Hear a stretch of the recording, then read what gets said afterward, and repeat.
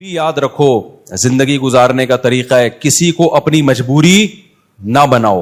جب آپ مجبوری بنا لیتے ہو نا کسی کو, آپ کے ہاتھ بن جاتے ہیں. اور جتنا آپ اپنے آپ کو دوسروں کے سامنے مجبور بناؤ گے, اس زمانے میں اگلا اتنا ہی آپ کو نوچ کے کھانا شروع کر دے. تو یہ ہم صرف فقیر کس کے ہیں؟ اللہ کے. محتاج کس کے ہیں؟ اللہ کے. بس اللہ کے سامنے گڑ گڑاؤ, اللہ کے سامنے ناک رگڑو, اللہ کے سامنے بولو میں محتاج ہوں, میں بھکاری ہوں تیرے در کا. باقی ہر ایک کے سامنے میرے بھائی سر اٹھا کے جینا سیکھ. اور دیکھو مرد کی اللہ نے یہ فطرت رکھی ہے کہ اپنے ماتحتوں کے, آپ کے ماتحت اچھا سلوک کرے نا, آپ 20 گنا بڑھا کے اچھا سلوک کرو ان کے ساتھ. ہمارے حضرت مفتی رشید احمد صاحب رحمہ اللہ تعالی کی طبیعت میں بے انتہا استغنا تھا.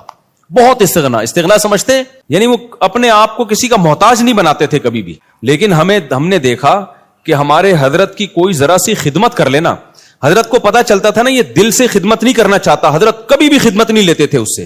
حضرت فرماتے تھے میرے محسنین صرف میرے ماں باپ ہیں اور میرے استاذ, اس کے علاوہ میں کسی کا احسان نہیں لیتا. ایسا سر اٹھا کے جیے ہمیشہ.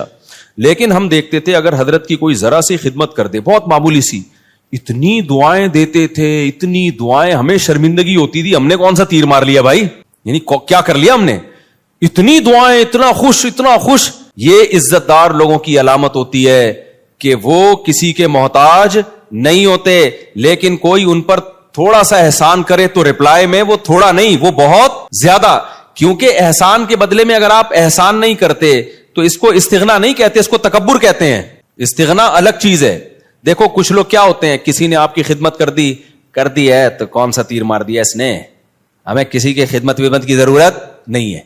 دیکھنے میں تو لگے گا آپ بہت اونچے ہیں, لیکن یہ اونچے نہیں, آپ کا کھوپڑی کیا ہو گئی ہے, آؤٹ. آپ میں تکبر ہے. بھائی کوئی خدمت ٹھیک ہے, آپ اس کی خدمت کے محتاج نہیں ہیں, لیکن اگر اس نے خدمت کر دی ہے نا تو آپ اس کو رپلائی ایسے دو کہ جیسے آپ کو بہت ہی اچھا لگا ہے, آپ کو ضرورت تھی. ہم نے بڑوں کو دیکھا ہے تھوڑا سا آپ خدمت کریں گے تو رپلائی اس کا بہت اچھا. نبی صلی اللہ علیہ وسلم کی کیا سیرت ہے, حضرت ابو بکر نے نبی کا ساتھ دیا نا تو کوئی نبی پہ احسان کیا بولو نا, کیا ہو گیا بھائی.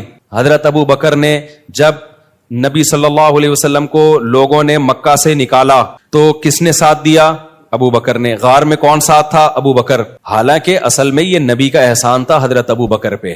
بھائی اس خدمت کی وجہ سے نبی کی تو اللہ نے ویسے ہی مدد کرنی تھی, یہ تو نبی نے ابو بکر کو اپنی خدمت کا موقع دے دیا رضی اللہ عنہ کو, تو یہ نبی کا کس پر احسان ہے؟ ابے بھائی کوئی اتنے پیغمبر کسی کو اپنی خدمت کرنے دے دیں تو یہ تو پیغمبر کا ان پر احسان ہے, جس سے انسان کو عقیدت محبت ہوتی ہے. انسان کہتا ہے نا مجھے آپ تھوڑی سی خدمت کرنے دے دیں, آپ کا مجھ پر بہت بڑا احسان ہوگا, کہتے ہیں نا لوگ, اور باقی سمجھتے بھی ہیں کہ بھائی اس کو ہماری خدمت کی کیا ضرورت ہے. تو قرآن میں اللہ نے فرمایا بھی کہ اگر تم نبی کی مدد نہیں کرو گے, اللہ تو اپنے نبی کی مدد کرے گا, آخری نبی ہے, آپ کا دین تو غالب ہو کے رہے گا. لیکن نبی نے ابو بکر کو کیسا صلہ دیا, فرمایا میں نے ہر شخص کی خدمت کا دنیا میں بدلہ دے دیا ہے سوائے ابو بکر.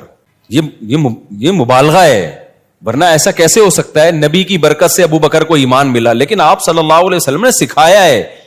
پھر فرمایا لو کنت متخذا خلیلا لاتخذت ابا بکر خلیلا, اگر میں کسی کو جگری دوست بناتا تو ابو بکر کو بناتا. خلیل کا مطلب بہت ہی, فرمایا میرا خلیل اللہ کے سوا کوئی, خلیل بنانے کی اجازت ہوتی ابو بکر کو بناتا. کتنا اپریشیٹ کیا آپ صلی اللہ علیہ وسلم نے. حضرت معاذ ابن جبل, انہوں نے نبی کی خدمت کی, نبی کا ساتھ دیا جنگوں میں, کیسا صلہ نبی نے دیا. آپ صلی اللہ علیہ وسلم نے کیا فرمایا, انی احبک فی اللہ, اے معاذ میں تجھ سے اللہ کے لیے محبت کرتا ہوں. جس سے آپ کو محبت ہونا, صحابہ کو پیغمبر سے کس قدر محبت تھی.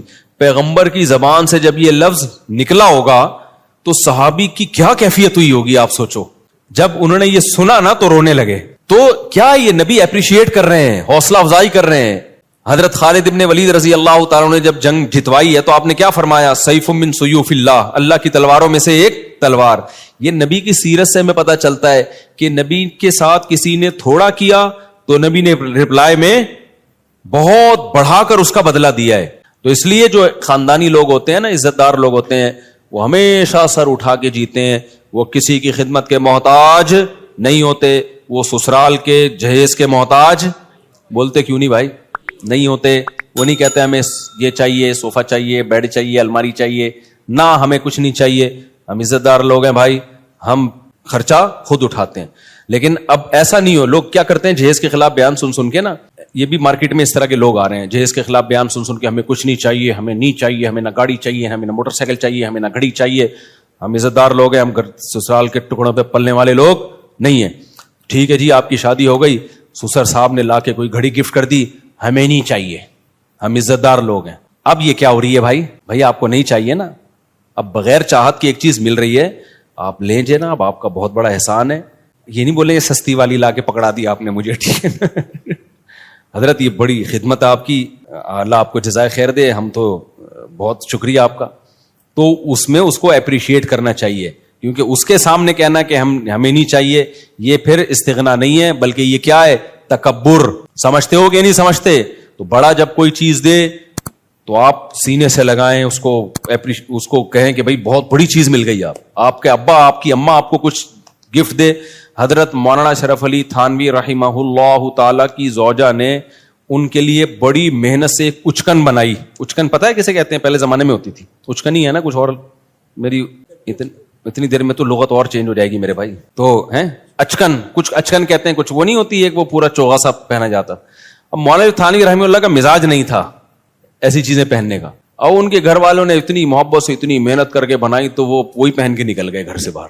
لوگوں نے کہا یہ آپ کیا پہنا ہے؟ انہوں نے کہا یار اتنی محبت سے اس نے بنائی ہے. اب میں یہ نہیں کہہ رہا آپ کی بیگم کچھ بھی آڑا ترچا پہنا دے, آپ دسترخوان پہنا دیا, آپ محبت سے باہر نکل آئے تو, لیکن کوئی بھی آپ کے ساتھ تھوڑی سی بھی خدمت کرے تو جواب میں اس کو دعا دینی چاہیے, اس کو بہت زیادہ اپریشیٹ کرنا چاہیے, لیکن محتاج کسی کا انسان بن کے نہ رہے.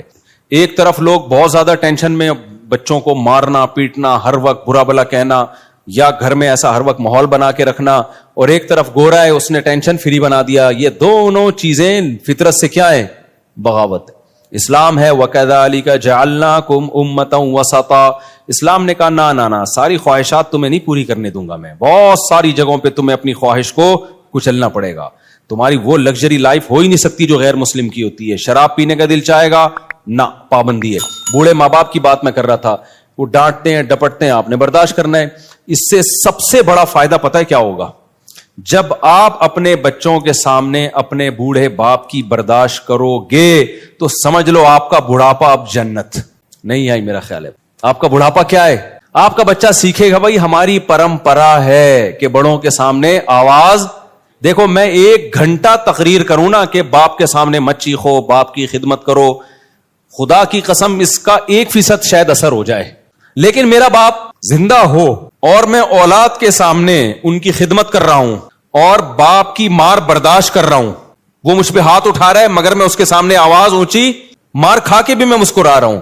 یہ 6 گھنٹے 10 گھنٹے کے بیانات اور کتابیں ایک طرف, اس سے آپ کا بچے کو جو موٹیویشن ملے گی نا وہ سمجھ جائے گا بھائی ہمارے ہاں ہوتا ہی یہی ہے کہ باپ کے سامنے آواز نہیں بلند کی جاتی. اس کو رائٹ ہے کہ وہ مارے, وہ ہاتھ اٹھائے, اس کو یہ حق دیا ہے خدا نے. اب تک ہمارا کلچر بچا ہوا کیوں تھا؟ باپوں کے سامنے ماؤں کے سامنے چیختے نہیں تھے. کیوں بچا ہوا تھا؟ اس لیے کہ دیکھتے آ رہے ہیں باپ. اب سیٹ اپ ختم ہو گئے نا, تو شادیاں دیر سے ہو رہی ہیں, بچے پیدا ہی ایسی عمر میں ہوتے ہیں کہ آپ کے باپ کا انتقال ہو چکا ہوتا ہے. یہ بھی ایک بڑا نقصان ہے. پہلے لوگ بچے دیکھتے تھے ہمارے ابا اپنے ابا کی ایسی خدمت کر رہے ہیں.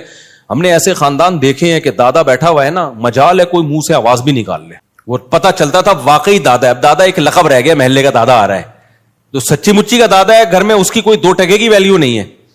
وہ بیچارہ کھانسنے کے لیے ہے بس, اس کی کھانسی سے بھی تکلیف ہوتی ہے, جراثیم پھیلا رہا ہے گھر میں بیٹھ کے وہ. تو اسی طرح میرے بھائی جو عورت شوہر کے سامنے آواز پس رکھتی ہے اس کی بیٹیاں بھی کیا کرتی ہیں. تبھی کہیں کہ رشتہ لینے کے لیے جایا کرو نا تو یہ دیکھا کرو میری ساس کا میرے سسر کے ساتھ ایٹیٹیوڈ کیسا ہے. یہ بہت امپورٹنٹ بات ہے. اگر وہ ساس اپنے شوہر کی غیبتیں کر رہی ہے اور وہ میرے میاں ایسا ہے تو بے وقوف ہے, مجھ سے پوچھو کہاں شادی کرنی ہے کہاں نہیں کرنی, ان کو کیا پتا بیچاروں کو, اور وہ چیخنا چلانا چل رہا ہے, تو سمجھ لو کہ 90% چانس ہے کہ آپ کی بیگم بھی آپ کو طبیعت سے ایک لگایا آپ نے تو آگے سے کیا کتنے لگائے گی, وہ 4 لگیں گے رکھ کے. یہ ہوتا ہے مارکیٹ میں چلتا ہی. تو یہ تو ماحول ہے بھائی نبی صلی اللہ علیہ وسلم کے. دیکھو میں جب نیا دین کے علم کی طرف آیا نا تو مجھے بہت زیادہ اشکال ہوتے تھے کہ نبی صلی اللہ علیہ وسلم نے ہر چیز زبان سے بتا کے لکھوا کے چلے کیوں نہیں گئے آپ. آپ بتا دیتے پڑوسیوں کے یہ حقوق ہیں, گھر والوں کے یہ حقوق ہیں, فلانوں کے یہ حقوق ہیں, یہ حقوق ہیں, پوری زندگی ایک مرتب کر کے چلے جاتے. نہ فقہ جو مرتب ہوا ہے نا پیغمبر کی سیرت سے ہوا ہے, پیغمبر سے عمل کروایا گیا ہے. کیونکہ نبی کا کام صرف مسئلہ بتانا نہیں ہے, مسئلے پہ شریعت پہ لوگوں کو چلانا ہے. چلانے کے لیے ضروری ہے کہ صحابہ آپ کو خود چلتا ہوا دیکھیں اس پہ. تبھی تو اللہ نے فرشتے کو نبی بنا کے نہیں بھیجا. فرشتہ اگر نبی بن کے آتا نا تو پتہ کیا کہتا, جب رمضان کا چاند نظر آئے تو روزہ رکھ لینا, اور جب عید کا چاند نظر آئے تو روزے چھوڑ دینا. بس بھائی ہم کہتے ہیں نہ یہ اس کو تو نہ رمضان اس کی صحت تو کوئی فرق پڑتا ہے نہ چوال, لیکن صحابہ دیکھ رہے ہیں یار نبی صلی اللہ علیہ وسلم کیسے روزے پہ روزے رکھ رہے ہیں. تو جب تک انسان کا عمل سامنے نہیں ہوتا موٹیویشن نہیں ملتی ہے. دیکھو میں ایک اور مثال دیتا ہوں.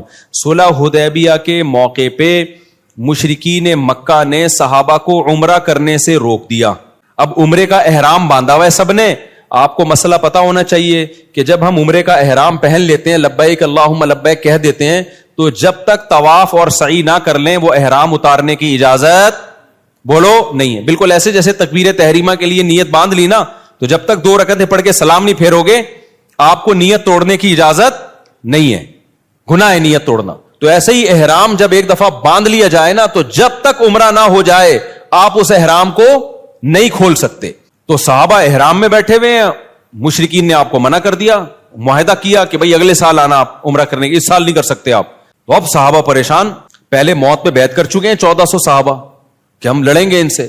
تو موت پہ بیعت بھی ایسے جذبات بنے ہوئے ہیں, بھئی ہم نے تو ان سے لڑنا ہے, موت پہ بیعت کر کے تیار بیٹھے ہوئے لڑائی کے لیے. اب شرطیں ساری کافروں کی مان رہے ہیں, اور پھر مزید شرط یہ کہ عمرہ کے بغیر احرام بھی کھول دو آپ, یعنی سر منڈا لو پہلے ہی اور احرام کھول کے دم دو. تو یہ تو اور ان پہ شاک گزرا کہ بھئی یہ تو ذلت در ذلت در ذلت ہے, ہم کیسے مشرکین کے کہنے پر ہم عمرہ چھوڑ دیں اور سر منڈا کے احرام کھول دیں, یہ تو بڑا مسئلہ ہے. نبی صلی اللہ علیہ وسلم نے صحابہ سے فرمایا بھائی سر منڈاؤ اور احرام کھول دو. کوئی بھی نہیں کھول رہا, ٹھیک ہے بھائی ہم کیسے کر لیں کیسے کر لیں. سب ڈر رہے ہیں کہ بھئی ہم یہ تو عمرے کا احرام باندھا ہوا ہے, ہم دباؤ میں آ کے کیسے کر لیں بھائی. تو آپ صلی اللہ علیہ وسلم پریشان ہو گئے کہ بھئی میں سب کو کہہ رہا ہوں کہ سر منڈا لو اور احرام کھول دو, لیکن کوئی بھی نہیں کر رہا یہ کام. آپ کہہ سکتے ہیں بھئی صحابہ نبی کی نافرمانی کیسے کر رہے ہیں. دیکھیں نبی کی حکم کی 2 حیثیتیں ہوتی ہیں. بعض دفعہ آپ صلی اللہ علیہ وسلم کوئی حکم دے رہے ہوتے ہیں, صحابہ یہ سمجھتے ہیں شاید یہ کوئی سیاسی حکم ہے, یعنی ہماری آسانی کے لیے دیا جا رہا ہے, یہ کوئی واجبی حکم نہیں ہے, ہماری آسانی کے لیے. عزیمت اسی میں ہے کہ عمرہ کیا جائے. ہوتا ہے نا بعض دفعہ آپ کسی کو اجازت دیتے ہیں, چل بھائی چھٹی کر لے تو آج تو چھٹی کر لے. وہ ٹیچر چاہتا ہے کہ سبق ہو لیکن کہتا ہے کر لے چھٹی, تو طالب علم کہتا ہے نہیں سر ہم پڑھیں گے. ایسے ویسے مارکیٹ میں ہے نہیں, لیکن ایک مثال دے رہا ہوں میں.